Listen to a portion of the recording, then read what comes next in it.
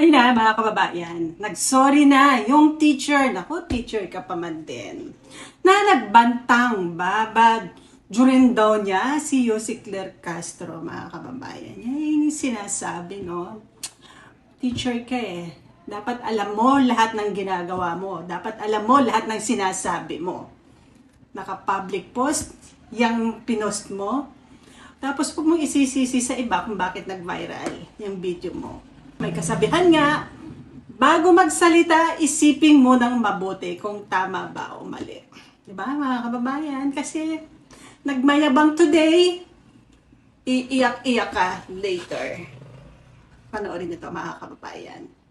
Si ma'am, nagsusorry na, nag-public apology na. Hindi kasi nag-iisip, no? Magandang umaga po sa ating lahat.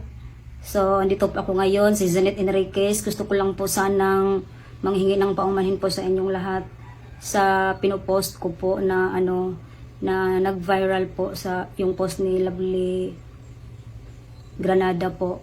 Gusto ko lang po manghingi ng paumanhin po sa inyo. Sorry po talaga sa nagawa ko. Wala po akong ibig na ipahiwatig na mababaril po ako. Yung nag-reply lang po ako sa yung kaibigan ko na sino yun? Si Len po. Kaya po nanghihingi po ako ng paumanhin po sa inyo po.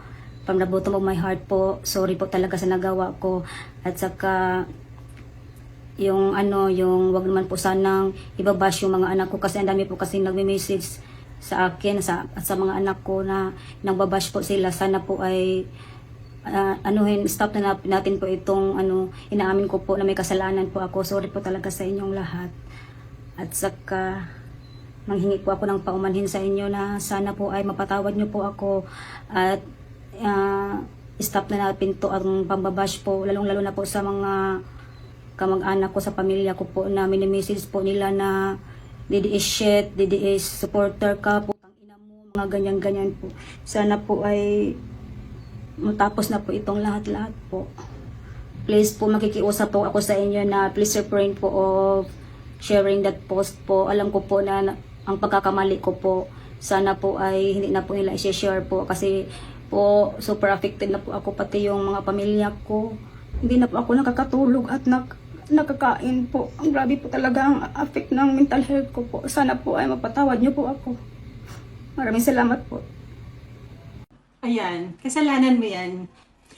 Pwede magpatawad, kaso yung ginawa mo, andun na yun eh. Na-share na eh, kumalat na, nag-viral na. So, nadamay pa, pati mga anak mo, nadamay na, mga pamilya mo. Wala dapat sisihin dito, kundi ikaw, mismo sa sarili mo.